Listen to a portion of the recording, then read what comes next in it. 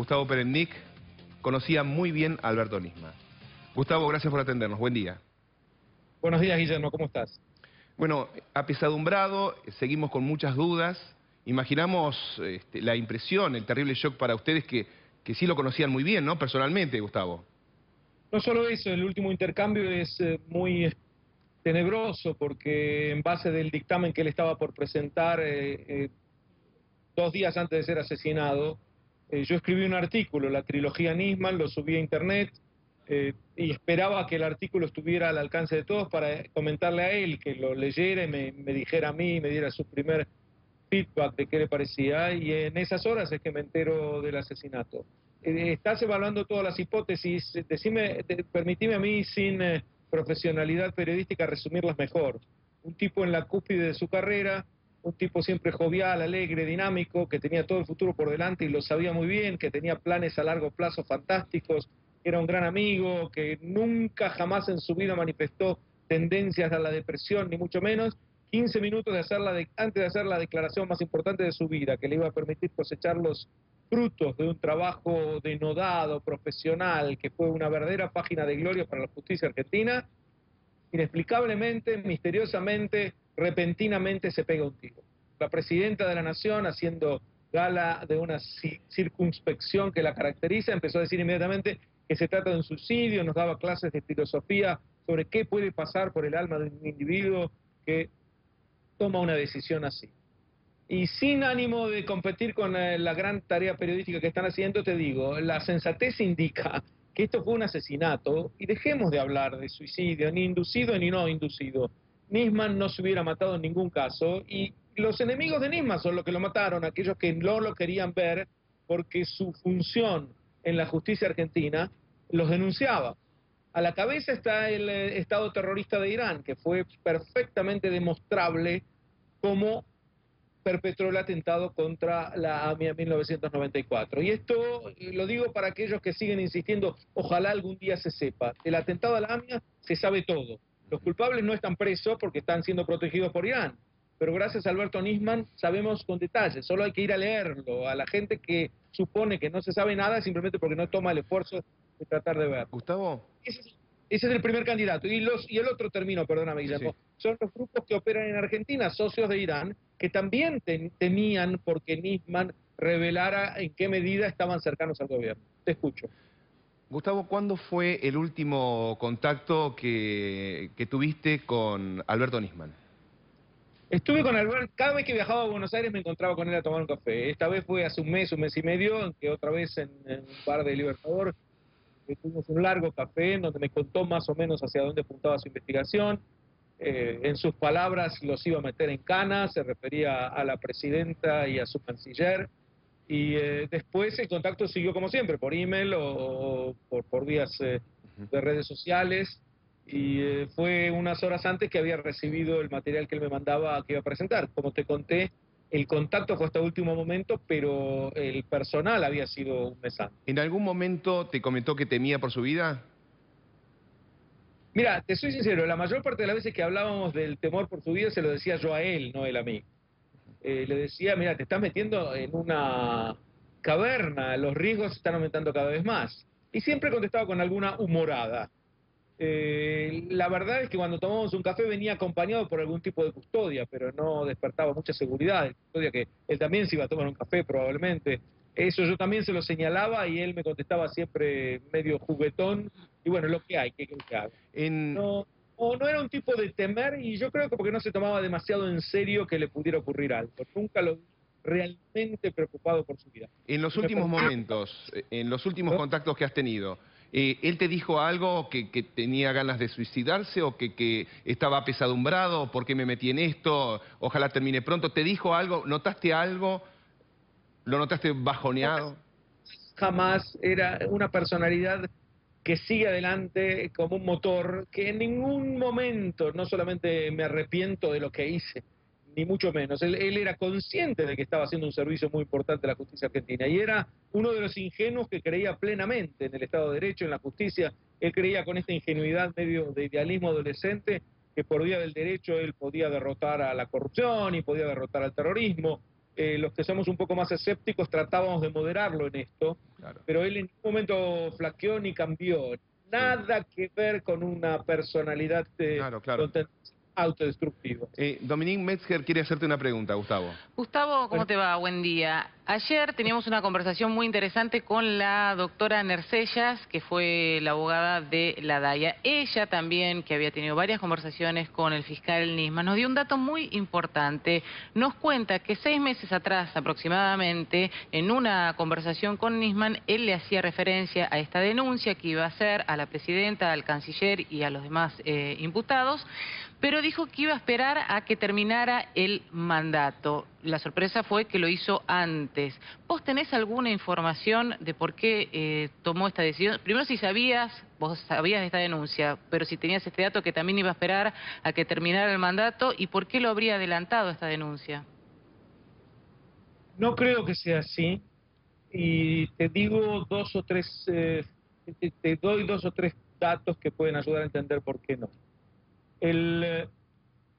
Yo escribí la biografía de Nisman, básicamente en Matar sin que se note, una especie de novelización de su obra jurídica.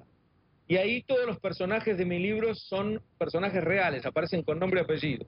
Y la mayor parte de la información que obtenía la obtenía o directamente de Nisman o de personas a las que Nisman me indicaba que podían saber lo que yo quería y yo las entrevistaba a tal efecto.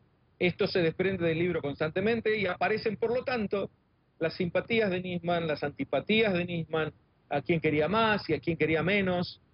La doctora Nercellas ocupa un lugar en el libro y no un lugar dentro de las personas que Nisman más quería y respetaba.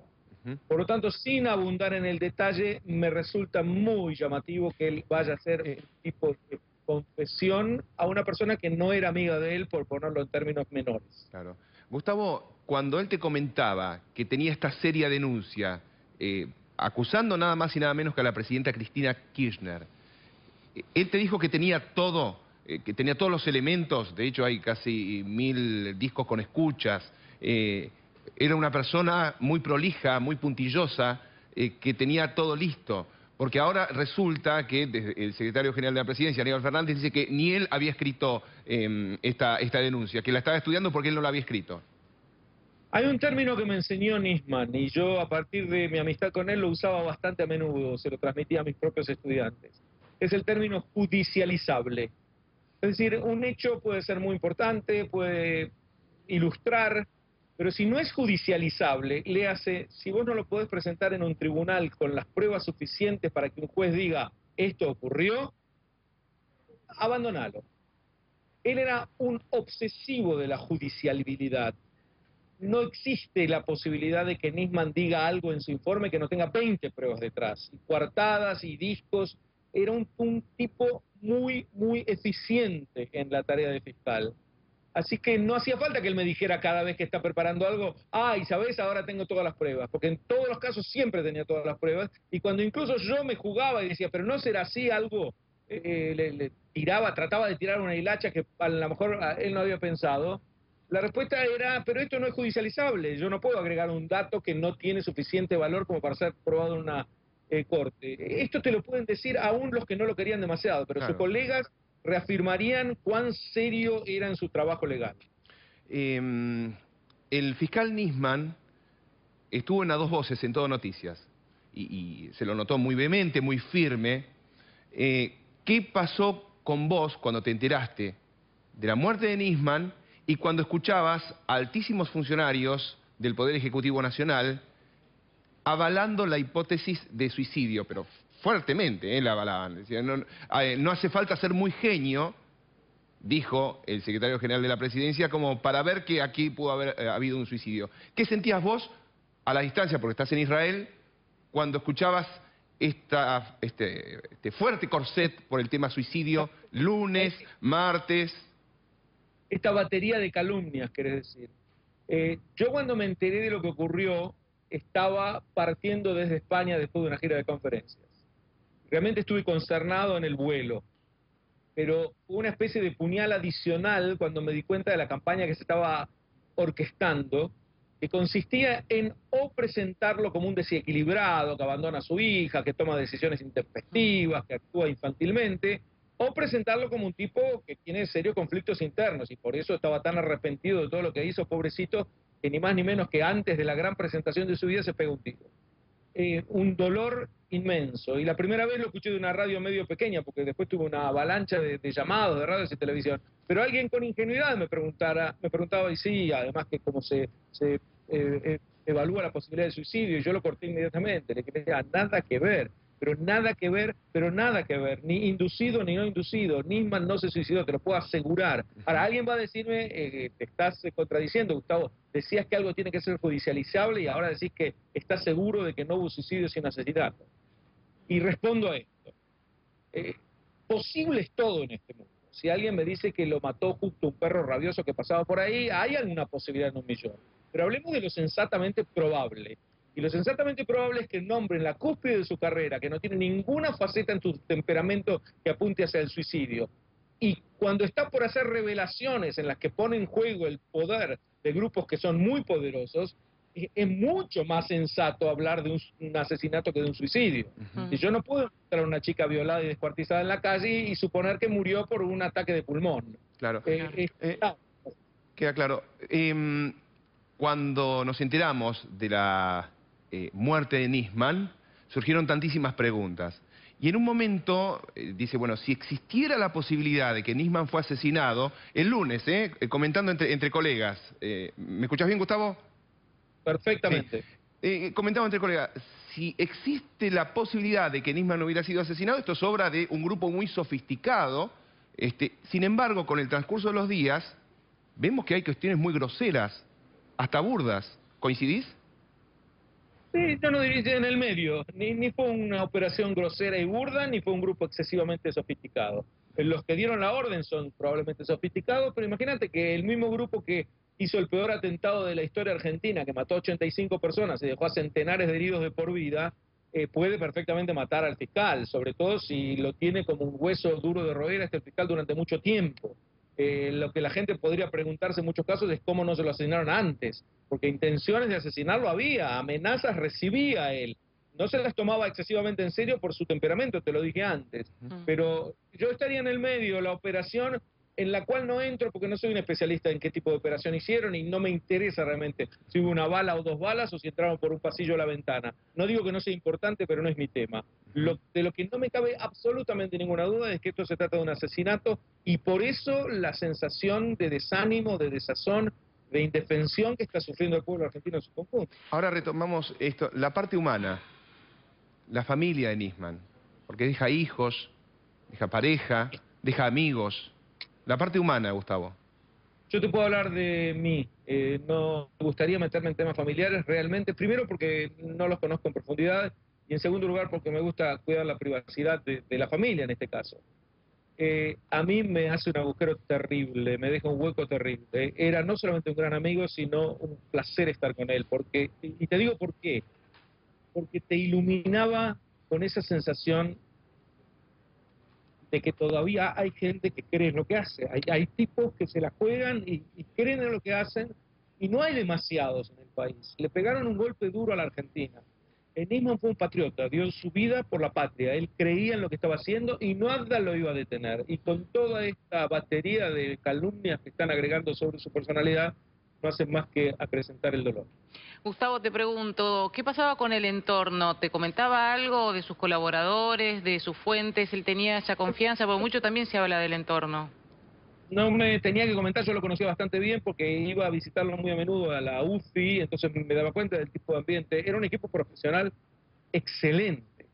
Profesional, unos 30 profesionales que actuaban, algunos especialistas en Islam, otros especialistas en terrorismo, especialistas en geopolítica, en derecho internacional. Un equipo realmente de primera que él sabía conducir con una mano dura, era muy rígido en su manejo. Es decir, no rígido, diría muy exigente. Y esto te lo puede decir la gente que trabajó con él, aunque ahora supongo que están bastante asustados como para hablar. ¿A Lago Marcino lo conocías? No. Desde temprano las autoridades dijeron que Nisman había abandonado a su hija en el aeropuerto de Barajas. Se ve que tenían muy bien visto, sabían cada paso de Nisman. De hecho, cuando llega al aeropuerto de Ezeiza, la cámara lo sigue detalladamente. Sí, o estaban inventando, a lo mejor después iban a decir que comió demasiado caramelo en el aeropuerto, cualquier cosa para desviar la atención pública. Esto son pavadas. Además que una persona de rango de él, que está dedicada profesionalmente con semejante eficiencia, no es la primera vez que adelanta vacaciones y las deja porque ve que es propicio el momento para hacer una presentación. Esto es comida de todos los días. ¿Qué tiene de raro que un profesional de primera línea tenga que cambiar su trayectoria de vacaciones porque lo demanda el trabajo que está haciendo? Gustavo, ¿qué quisieras decirle a Nisman? ¿Te quedó algo por decirle? ¿Cuál es el mensaje, vos que lo has conocido tanto? Primero, la mayoría de las cosas se las dije y es que lo admiro y lo quiero mucho. Pero además le diría que en la medida en que nos den la posibilidad a los que lo queríamos, admirábamos y valorábamos su trabajo de seguir repitiendo cuán valiosa fue su figura para la Argentina, lo vamos a seguir haciendo porque lo siento como una obligación. Gracias, Gustavo Perendic. A vos.